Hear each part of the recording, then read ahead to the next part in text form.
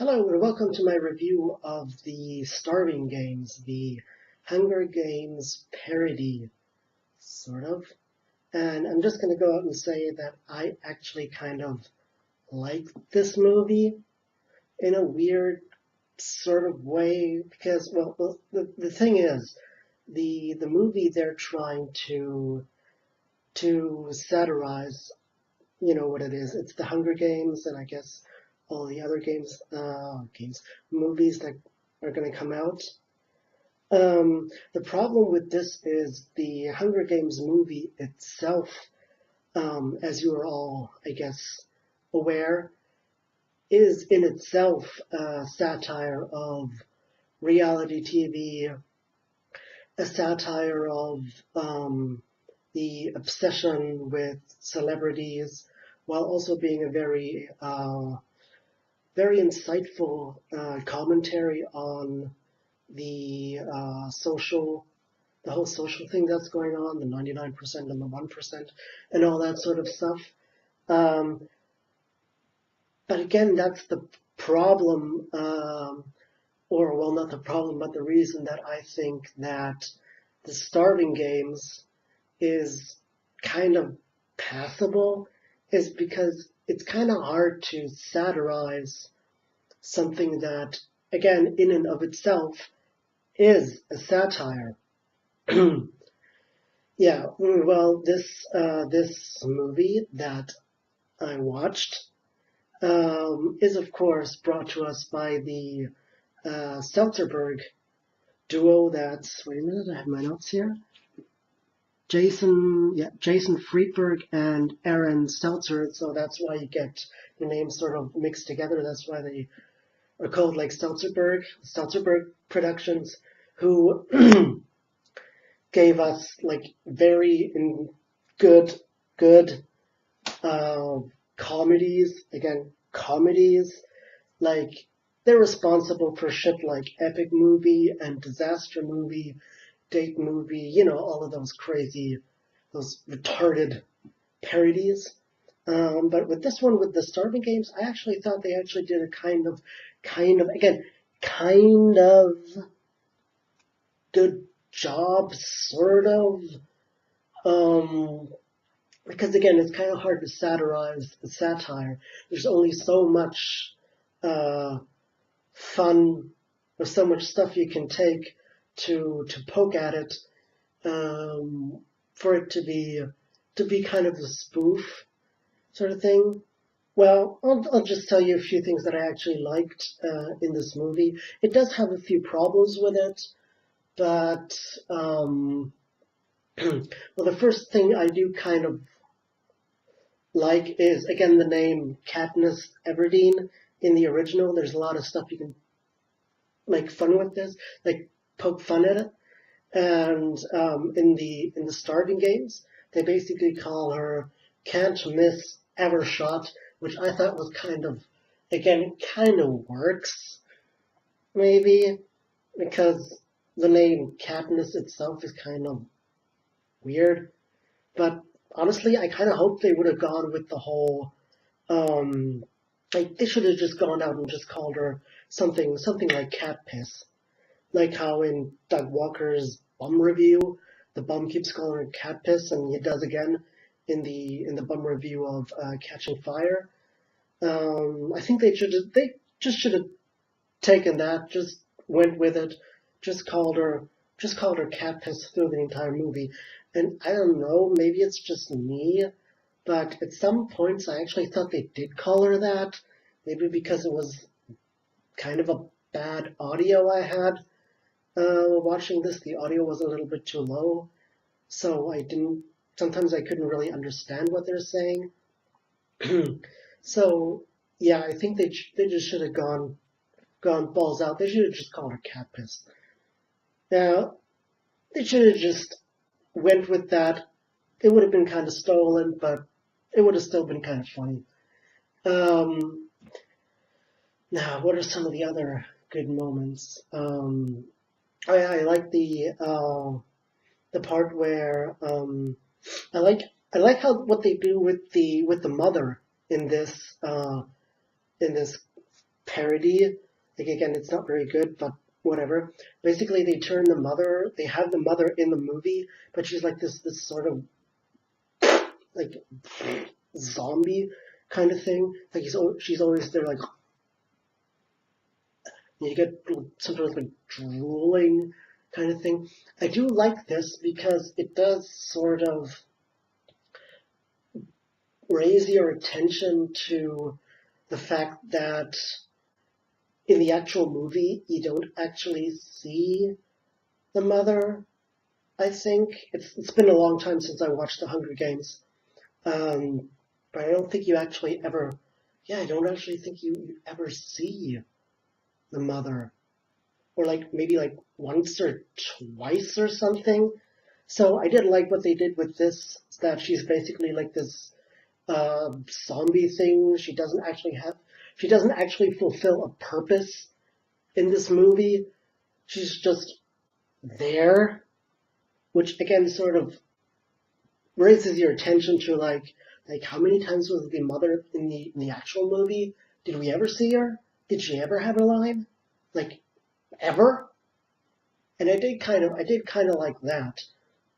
And another thing that I sort of did like that did sort of uh, get get to me was the like in the original game in the original movie.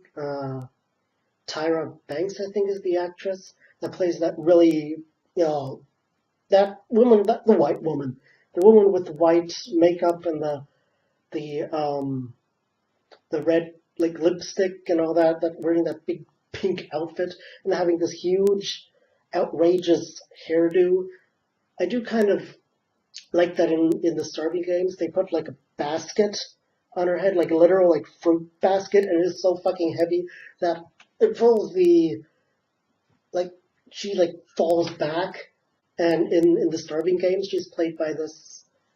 I can't remember the actress's name, but it's the Wicca from True Blood, the one that Andy Belfer hooks up with. That woman. Like I said, I kind of like that because I always wondered this when watching the actual movie, thinking like some of that hairdo that some of the people have in Panem, the outrageous hairdo and all that outrageous shit, that's going to be at some points really distracting or very uncomfortable or inconvenient to wear. So I do like that they poke fun at that. Um, and yeah, there were a few things in the Starving Games that were just put in because again, it's sort of the Seltzerberg humor where they just take stuff from modern like from the zeitgeist, like movies that are out, and they just put them in, even though it makes no goddamn sense. Like in the very beginning, where they satirize the the opening scene from the Hunger Games, with Katniss and the arrow and the deer and all that stuff. They basically have her shoot the arrow. She sort of misses because the douchey boyfriend character sort of interrupts her, and then she shoots the the wizard from like the what's it called? Uh, Oz the Great and Powerful or something. Like again, they just take stuff uh, from movies that have currently come out, and it doesn't make any goddamn sense. They could have just cut that out; it would have been fine.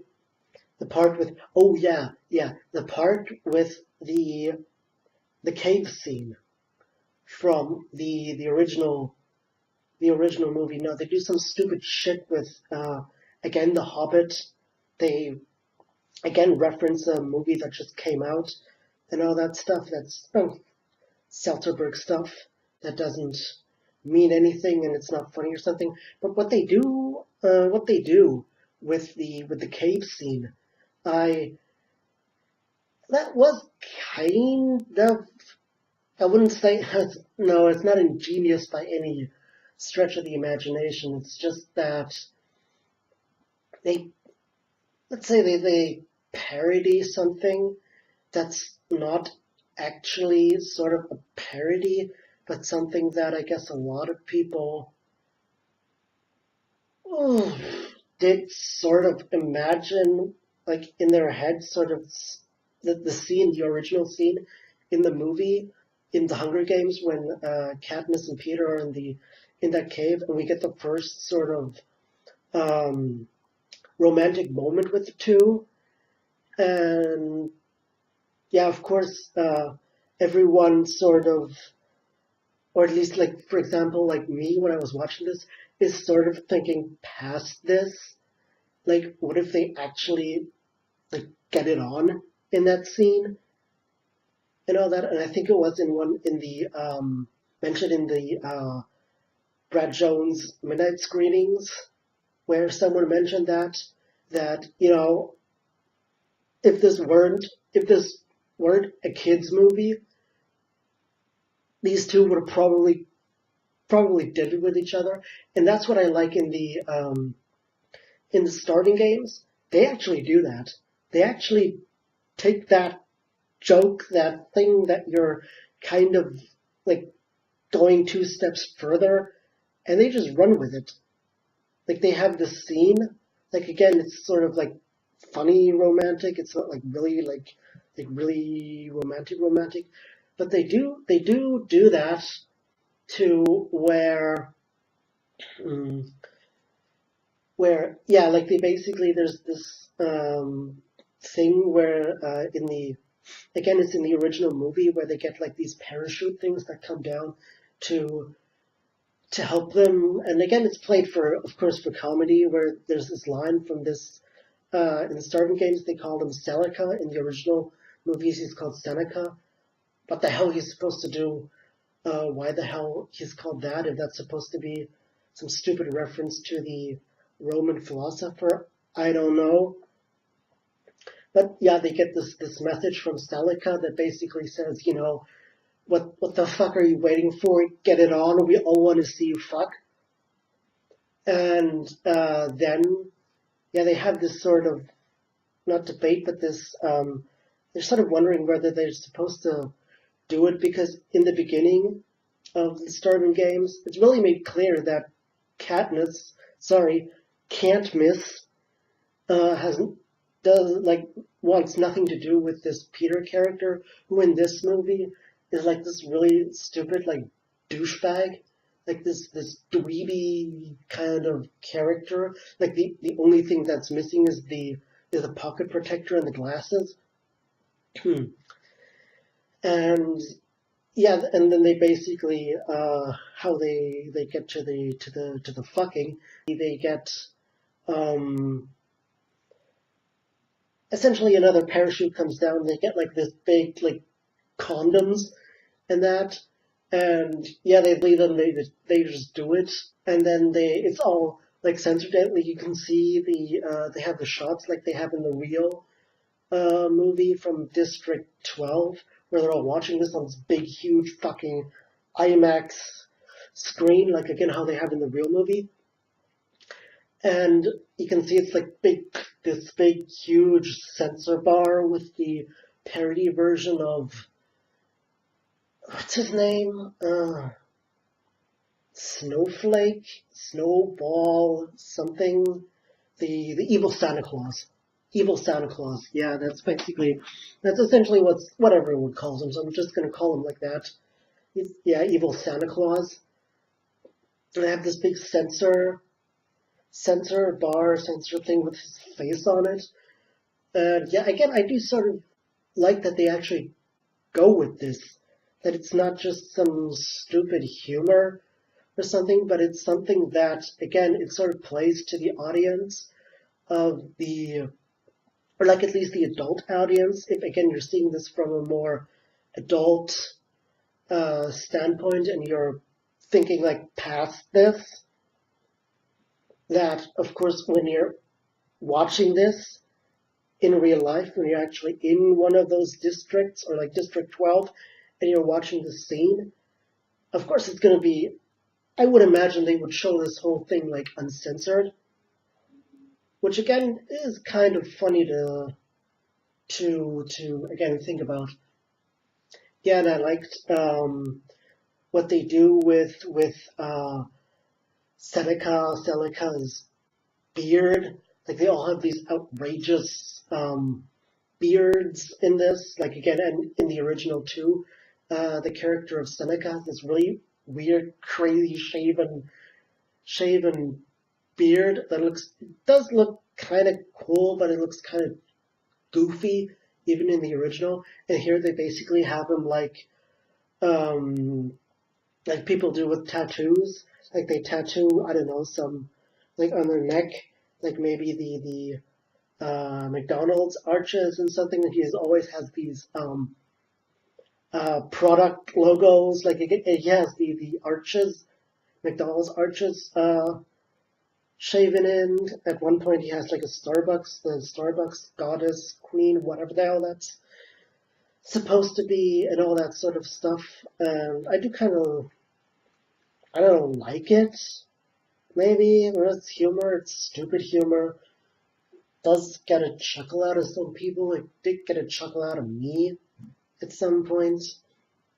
Um, and I like that. What I also liked is, again, it's something that they actually sort of do in the original movie. And again, it's supposed to be part of this satire of reality TV, of celebrity fascination with celebrities and all that stuff, is where, again, it's sort of hard to, like I said in the opening, it's kind of hard to satirize satire, but what they do in the Starving Games too is where they just take every little, like, stupid little piece of shit that happens in the games, like someone takes a piss, someone takes crap, someone falls over, someone trips, simple stuff like that, simple, mishaps, misfortunes, or, well, in some cases, just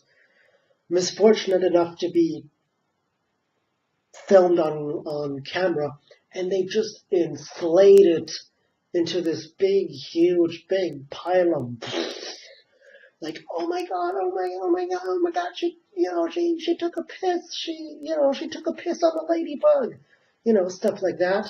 And I do kind of like it that they do this in this movie too, even though, again, it's kind of hard to see this as a spoof, again, because the original movie does it as a satire, but I do kind of like that they sort of take they put this in this movie, in the Starving Games. I do kind of like that. Um, and there were a few other things that made me kind of chuckle, not like laugh out loud or uproariously or something like that. Just made me chuckle, like when the boyfriend, after cat piss, can't miss whatever, and Peter, after they fucked, he basically goes to the Hunger Games, and it's like actually like a literal big huge studio, and he knocks out the guards at the door, and he opens it, and then in behind the door you see you see the forest and all that. That did kind of remind me of like the Truman Show. Yeah, Truman Show, that's what it's called, where they have this big, huge studio thing where they can fit like this whole island into. And I do kind of like that. Although I would have maybe appreciated if they'd gone with that, if they'd made a Truman Show reference or something. But again, it's Seltzerberg. They're not going to take stuff from like 10 or 20 years ago and put it in their movies. They lampoon and spoof recent shit. Now we come to something that I really don't like, and it's a staple of, I guess, perhaps every Seltzerberg movie. Like I said, I've only seen Date Movie and Epic Movie and all that stuff once, and that's all you need to do. Like, you just need to watch the shit once, and it'll kill several of your brain cells. But what they do in the Starving Games, is that they take something that is actually kind of funny, and then they overdo the fuck out of it to the point where it's just not funny anymore. I'll give you, well, there were two examples, or it's, I think only the only two times they do that, and I think there was some other times where they do it. Basically, they lampoon, they basically spoof the scene from the original Hunger Games where Katniss is in the tree, and she's hiding out in the tree, and you have all douchebag, these douchebag kids, these other kids in the games from like the higher districts, that Peter teamed up with, there, and they're basically around the tree, like, we're gonna smoke her out and all that stuff. And in the Starving Games, they do that too. And Can't Miss, is in the tree, and essentially what happens is she gets pooped on by some bird or something. Like she's sitting there, and like the stuff just comes down. And yes, for the first time, if they had just done this like once, that would have been kind of funny. That would have just gotten a chuckle out of me.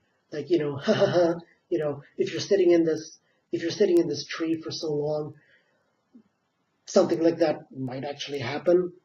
Perhaps, if you can't move, if you can't just jump down and run, and you really have to sit there and just read it out, that some bird might actually come and poop on you, or that, I don't know, pine cone falls down on your head or something. Yeah, that could happen, and I like that they did it when they did it the first time. But of course, it's a Soderbergh movie. They're gonna exploit this to above and beyond. And so basically what happens is she gets pooped on once. Ha ha ha, how funny. And essentially what happens is then she gets doused with this whole like Miracle Whip kind of thing that just comes down, and she's covered in this whole thing. And again, do it once, it's funny, it raises a chuckle. You do it again, and it's just not funny.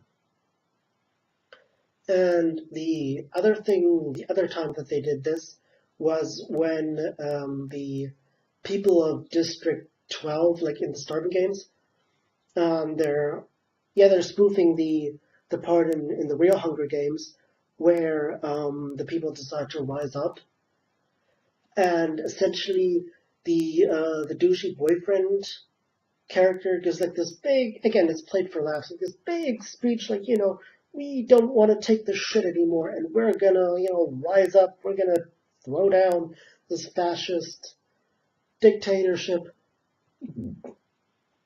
And then the TV basically switches from the games to Evil Santa Claus, the parody of Evil Santa Claus. And he basically says, "Oh, so now you're thinking of rising up, are you? Well, what do you say to, this big, massive triple burger thing?" What basically happens is they show them how, like, they're building a burger. So they show the bun, and they show, like, hot dogs. They toss hot dogs on it, and then, like, spare ribs and salsa sauce and all this stupid stuff. And then on top they have the sesame seed sort of bun. And yeah, it kind of does sort of work, maybe. The idea of, sort of they're trying to, like, appease them or something, like it's said in a comedic way.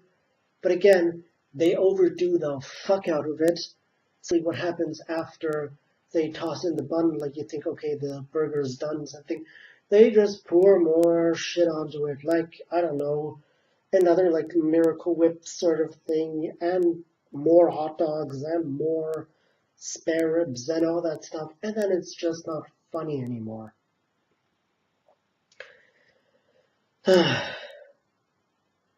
Yeah, so that's final thoughts on the Starving Games. I sort of liked it better than Epic Movie or Date Movie or Who Gives a Shit Movie. It had some parts that I did genuinely chuckle at, like the fucking and the poop joke did sort of get me, but you know, it's still sort of like Eclipse, Twilight Eclipse. Some stuff might have worked, and some stuff might have been, could have been better, or could have, in a different sort of way, perhaps have actually worked, you know. But it's still, Stephanie Meyer. It's still the writing. You can't save it. And there again, it's still Seltzerberg. You still have stupid, goofy shit that makes no sense. Pop culture references that sort of make no sense. There's this weird scene where Cat Piss, Can't Miss, gets um, the hive from those bees that are supposed to make you completely trip out. And you have this stupid Avatar scene that wasn't really funny. So I'd say if you like the Hunger Games, go watch it. Just bear in mind that again, it's a Seltzerberg production. Don't assume too much. It's not like Monty Python or like Bully Herbig or something like that. Yeah, that's the Starving Games. Basically everything I have to say about this. Yeah, that's basically it. See you next time.